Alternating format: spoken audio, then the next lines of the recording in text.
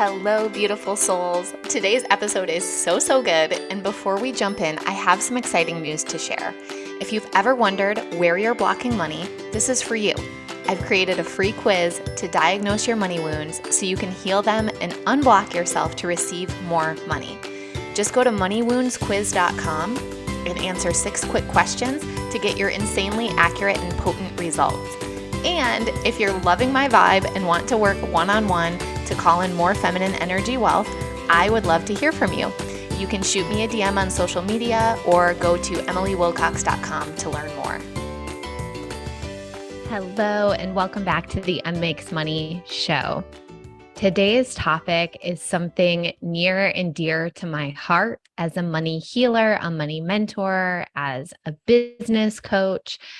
And it is going to be particularly potent for people who are tapped into the coaching industry, whether or not you're a coach or whether you're someone who consumes coaching and follows coaches and buys from them.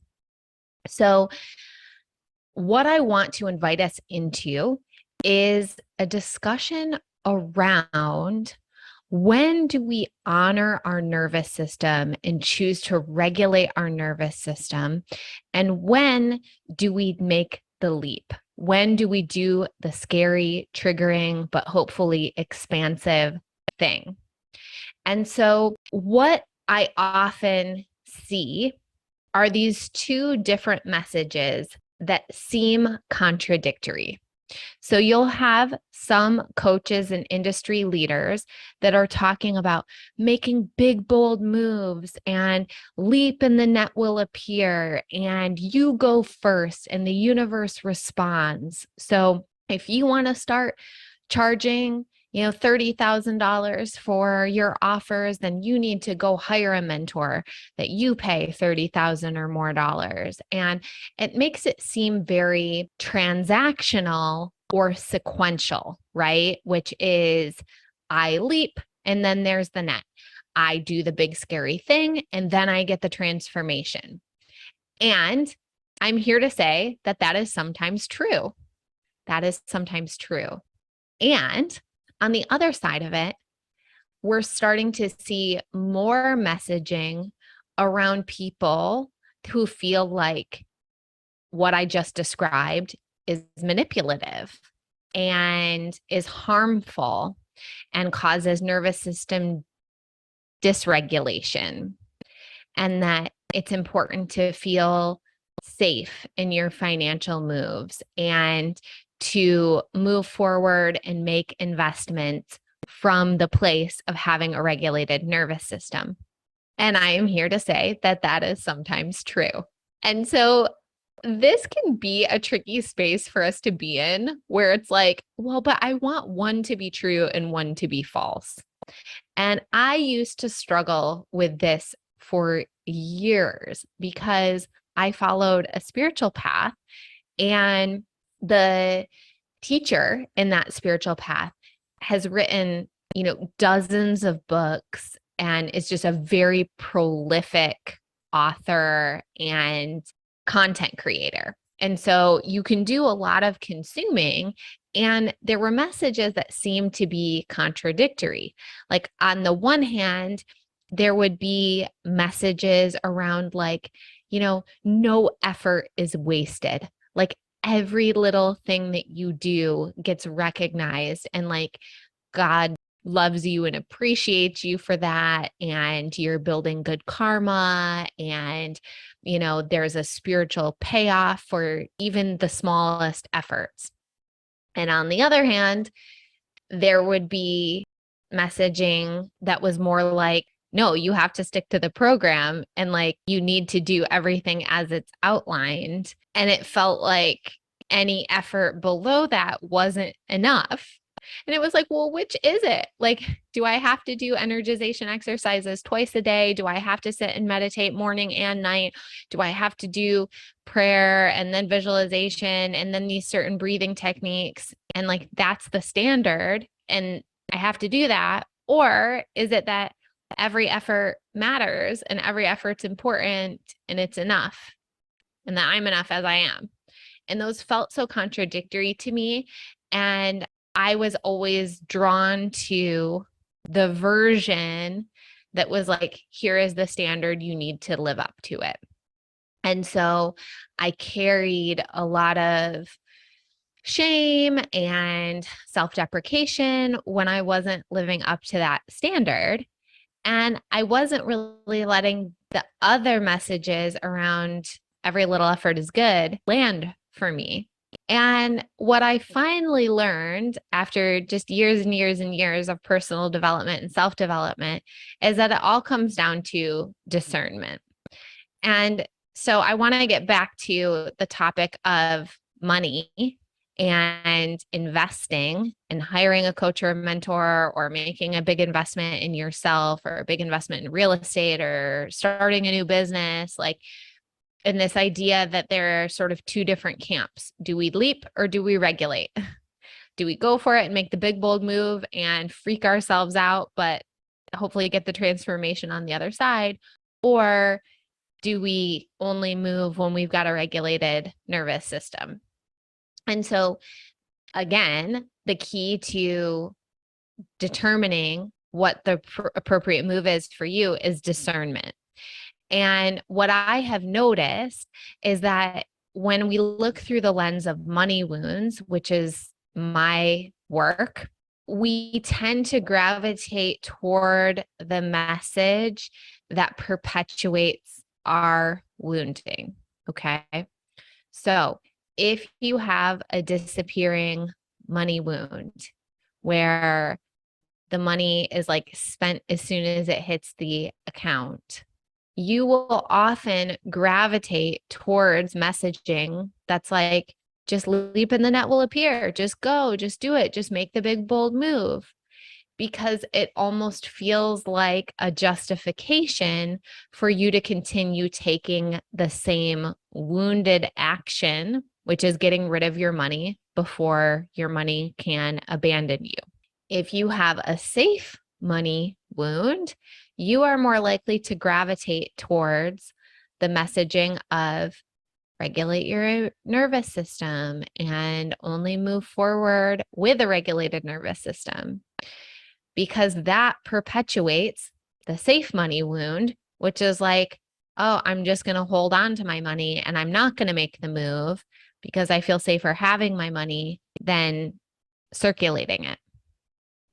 So this is why I really believe that discernment can only be done in conjunction with money healing, because we have to understand what our wounding is and what that makes us most susceptible to, so that we can start healing the wound and start seeing it for what it is. Because the truth is, both messages are good circumstantially for certain people. So the safe money wound people actually can benefit the most from the messages of like, just make the move, just go, just be bold, just leap, because we have a tendency to move slower and more cautiously. And so that messaging is really for us. The disappearing money wound folks who are spending it before they have it and are caught in debt cycles and scarcity cycles and not feeling safe with money, although they're the most susceptible to the message that is like, leap and the net will appear and just make the big, bold move, the messaging that's actually for them is the messaging around nervous system regulation.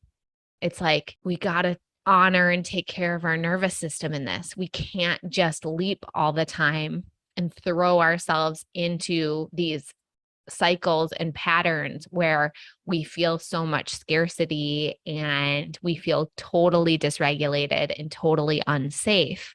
Like, it's important to create safety first and then take some action from that place where we can breathe through it, where we can hold the vibration of safety and expansion and empowerment as we make those decisions.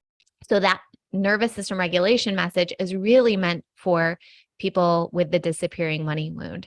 So it's sort of a sick joke or a ridiculous cosmic setup that we are often most drawn to the messaging that just perpetuates the wound rather than plugging into the message that allows us to stretch in the way that we need to stretch. Because here's the thing. When you make an investment, when you make the big, bold move, it can be very transformative, right? So for me, part of investing in the Unity Mastermind, where I was paying $10,000 a month, even though my coaching business was brand new, is it allowed me to become the version of myself that had a very healthy, thriving, profitable coaching business faster. And so I was able to transform more quickly through that investment, but I had to be able to hold that stretch and not have it send me into nervous system dysregulation and into a complete tailspin where I just felt so much scarcity and I felt so unsafe and I totally felt like I didn't belong and everything else.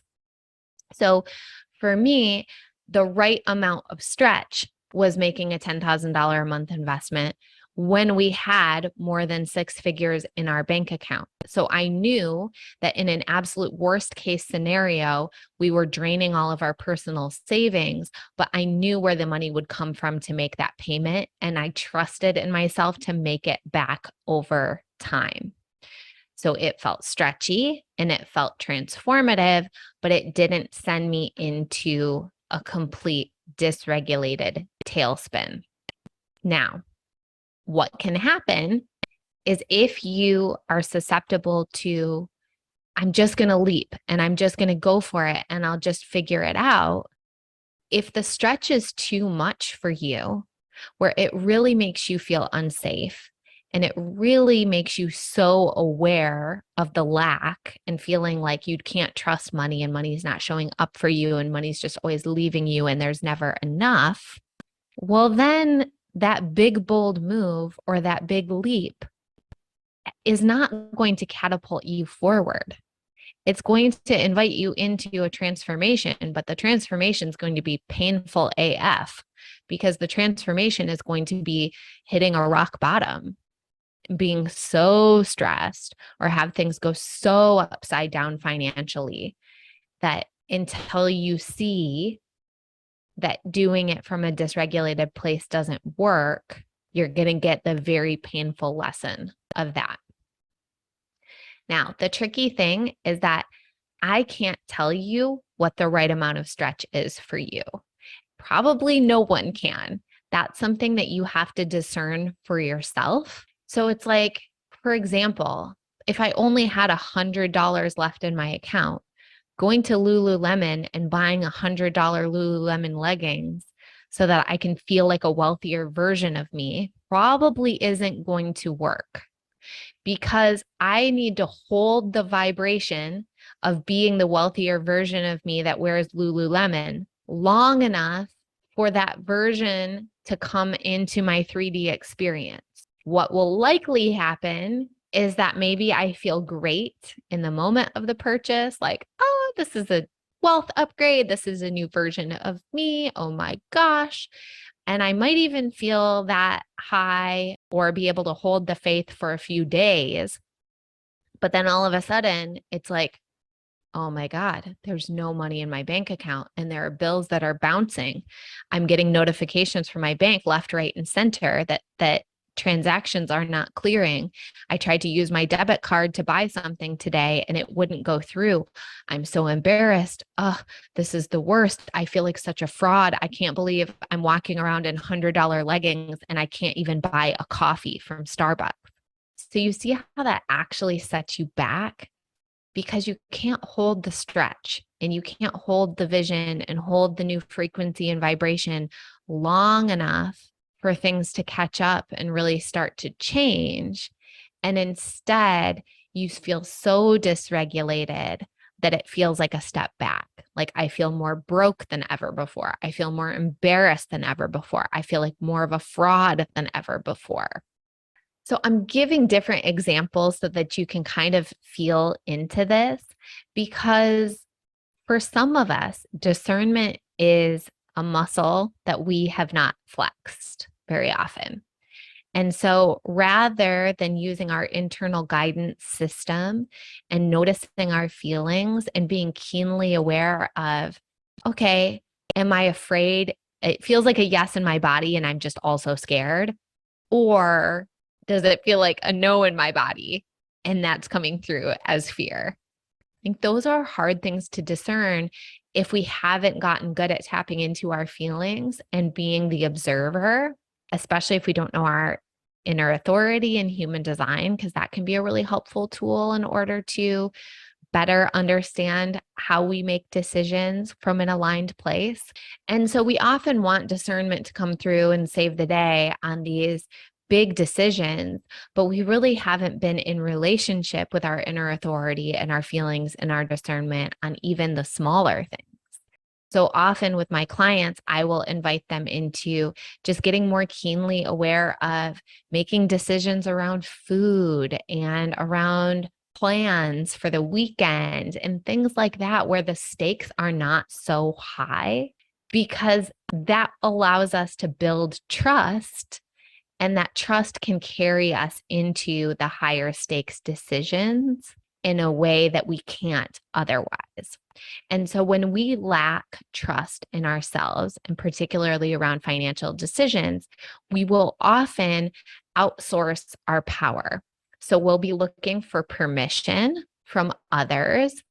So we might want our spouse to sign off on something, or we almost want them to make the decision for us as to whether we should make the investment or not. And we will also outsource our power and authority to other people that we put on a pedestal and that we put in positions of authority. So that might be a wealth strategist. It might be someone that helps us manage our finances, or it actually might be like the very coach that we're looking to invest with, where we're wanting to be convinced, we're wanting to be manipulated from their marketing, we're wanting them to sort of decide for us. And so when they write a post that's like, oh my God, this is going to be the best thing ever. My clients are already making so much money from this.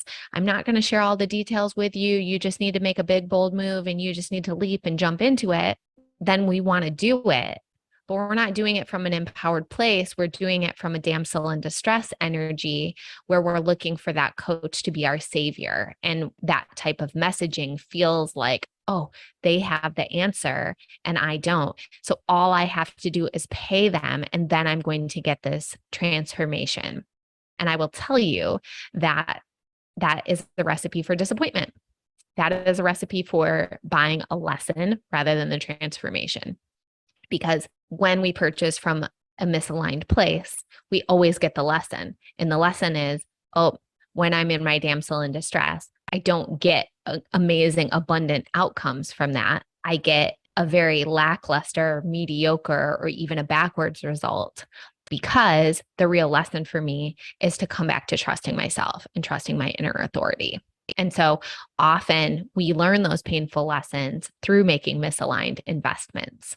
But we've got to use our discernment, because the seemingly contradictory messaging will always exist. And it will always exist because there are people that need both messages. There are people that need the push off the cliff, that are being too cautious, are moving too slow, that are not taking risks, that might even have hundreds of thousands of dollars in the bank account, but they're afraid to invest in themselves and in their new business, or to really go all in. And they need that push, and they need that reminder that we have to leap first before the net appears. And there are also always going to be people that need the messaging around nervous system regulation. And that when you're making big, bold moves and you are investing in ways that are misaligned, that your nervous system is going to freak out, and it is not going to end well. The end of that story is not going to be, and then I made a bunch of money and I was so happy I did it. It's going to be a painful lesson in coming back to your knowing and trusting in the amount of stretch that's appropriate for you. And sometimes the absolute stretchiest thing to do is to say no to the thing that you want, because you're choosing to put more money in the bank account. You're choosing to give yourself a safety net. You're choosing to give yourself a cushion. And that something that's very honoring of our nervous system, that appreciates having a little bit of buffer so that life can happen and everything isn't right on the razor's edge of enough versus not enough. So thank you for coming to my TED Talk on leaping versus regulating. I would absolutely love to hear your feedback, what you got out of this, if you had any aha moments about the ways that you've been thinking about investing or the ways that you've been consuming messaging. And I hope that this invitation to really start flexing the muscle of discernment and starting to notice for yourself, how do I actually feel? And starting to honor your inner authority and starting to analyze what the right amount of stretch is for you. These skills will prove to be so beneficial. They will really carry you through a lifetime of incredible decision making and abundance and achievements. So let me know how this landed for you. I hope you all are having a wonderful week, and I will talk to you soon. Bye.